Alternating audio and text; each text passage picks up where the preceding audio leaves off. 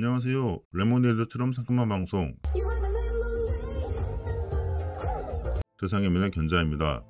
오늘은 가에르도 체포 후의 멕시코 마약 카르텔의 역사를 다루려고 합니다. 가에르도 체포 후 연합은 붕괴되고 4개의 주요 카르텔이 대두합니다. 티후아나, 후아레스, 걸프, 그리고 시날로아입니다. 먼저 티후아나 카르텔입니다. 바하 칼리포르니아 주의 최대 도시로 미국 샌디에고와 국경을 맞대고 있는 티후아나에 있는 카르텔이고요. 주목은 가에르도의 조카인 벤하민 아레아노 필렉스입니다. 동생인 라문과 같이 카르텔을 공동 운영합니다. 라문은 드라마에서 보이듯이 매우 거칠었습니다. 시날로아 카르텔의 구스만이 1989년 중반 티후아나 측과 협상을 하려고 밀사를 보낸 아르만도 로페스를 필렉스 형제가 토막살인의 거리에 버리면서 시날로아 카르텔과 전쟁이 발발합니다. 93년 과달라라 공항에서 후안, 헤소스, 포사다스, 오캄포 추기경 암살을 명령하기도 했습니다. 당국은 이 사건이 나프타 논쟁에 악영향을 미치는 것을 방지하기 위해 호아킨 구스만에게 뒤집어 씌웁니다. 형제들 중 가장 잔인한 성격으로 알려진 라문은 2002년 2월 경찰과의 총격전에서 사망합니다. 수장 베나민은 2002년 멕시코 당국에 체포돼 2012년 미국으로 인도된 뒤 30년형을 선고받습니다. 베나민 체포 후 막내인 프란시스코 하비에르, 그 뒤 에두아르도 아레아노 펠렉스, 에두아르도의 조카인 루이스 페르난도 산체스 아레아노가 차례로 두목을 맡았으나 아레아노가 2014년 체포되면서 아레아노의 어머니인 에네디나 아레아노 펠릭스가 그 자리를 물려받게 되고 힘이 많이 약해집니다. 두 번째, 후아레스 카르텔입니다. 치와와주의 국경도시인 시우다드 후아레스가 거점이고요. 원래 두목은 파블로 아코스타 비아레알인데 87년 멕시코 정부군과 총격전 끝에 살해당합니다. 그 다음 두목은 라파엘 아길라르 과르도인데 아마도 카리오 푸엔테스에게 암살당합니다.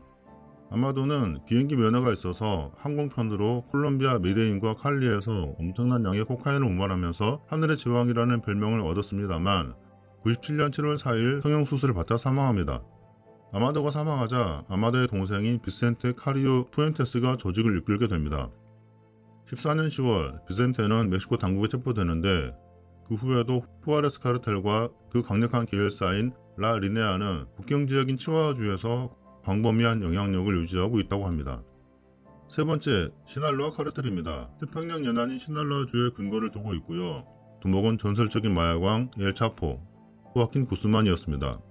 본명은 호아킨 아르치발도 구스만 로에라, 별명은 엘차포, 땅딸보라는 뜻입니다.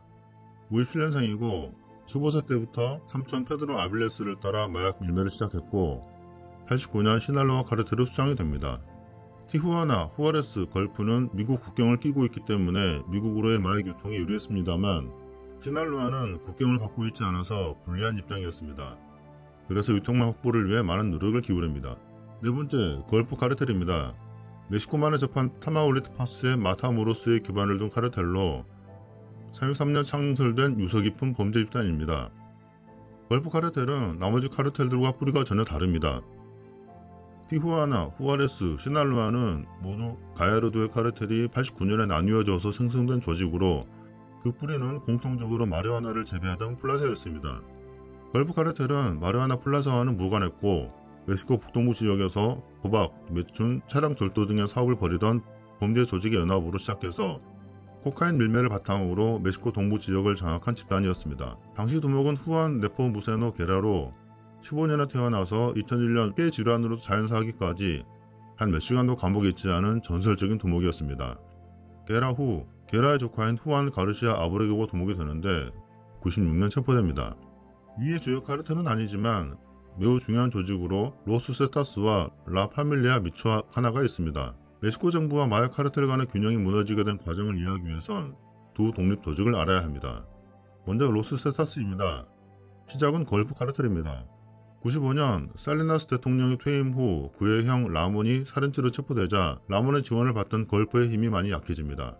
97년 오시엘 카르데나스 기엔이 걸프 카르텔의 리더가 됩니다.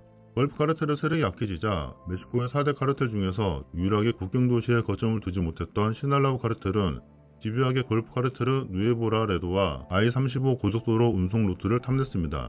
그러자 걸프는 자체 방어를 위해 엘리트 공수 특수부대원 30여 명을 카르텔의 조직원으로 특별 채용합니다.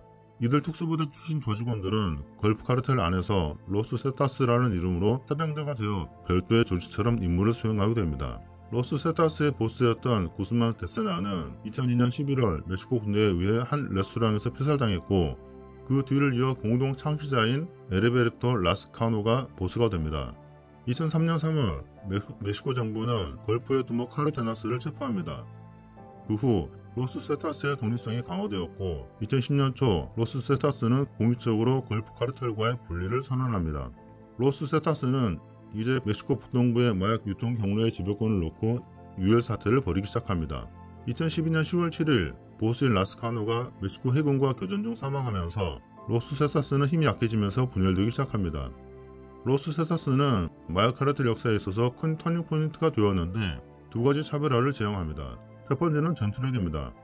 그들은 단순히 총든 갱스터 수준에 불과했던 카르텔들에게 프로 군인과 최신 무기의 무서움을 뼛속 깊이 각인시켰고 카르텔들이 적극적으로 병력에 돈을 투자하는 계기가 되었습니다.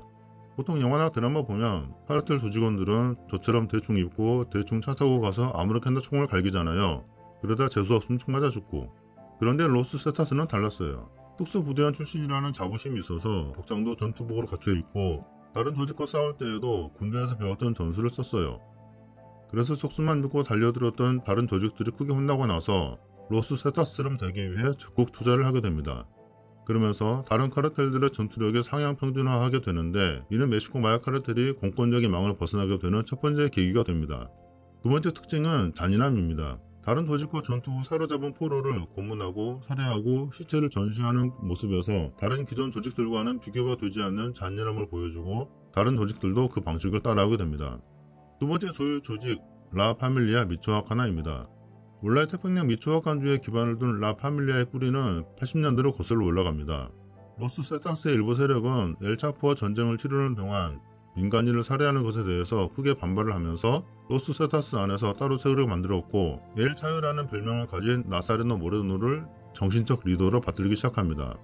그리고 엘 차요는 2005년 말 로스 세타스와 결별하고 미초아칸의 라 파밀리아라는 자신의 조직을 만들었습니다. 라 파밀리아가 지역 갱단을 평정하고 본격적으로 마약을 생산하자 시날로아 카르텔, 로스 세타스와 걸프 카르텔은 라 파밀리아를 심판하기 위해 전투 요원을 파견합니다. 그러자 2006년에 미초아칸은 느닷없이 마약 조직들의 전쟁터로 변했고 불과 7-8개월 사이에 25명의 경찰관을 포함해 500여 명이 살해당하면서 미초아칸 작전이 발발하게 됩니다. 이 시점에서 카르텔 세력 판돈을 점검해보면 전국적인 4개의 카르텔과 2개의 독립 조직이 있었고 엘차포를 두목으로 하는 시날로아 카르텔은 당시 멕시코 초대의 마약 조직이었으나 독보적인 세력은 아니었습니다. 아직까지는 정부와 마약 카르텔 간의 유착 관계가 깨지진 않았으나 이제 균열이 발생하기 시작합니다. 시작은 2000년 국민행동당 후보인 비센트 폭스가 대통령으로 당선되면서 발생한 정권교체입니다. 정권교체는 47년부터 85년까지 국내 안보를 감독했던 DFS 등 국가기관과 범죄 조직 사이에 형성된 균형을 무너뜨리기 시작합니다. 더 이상 특정 관리들이 마약 밀매업자들에게 동일한 수준의 면책을 보장하고 마약 밀매 경로에 대한 카르텔 간의 경쟁을 규제할 수 없게 되었습니다. 이건 미 의회의 보고서 내용인데요. 그렇다고 완전히 균형이 무너진 건 아니고 아슬아슬하게 유지되고 있었습니다. 본격적으로 문제가 된 건 다음 시간에 알아보겠습니다.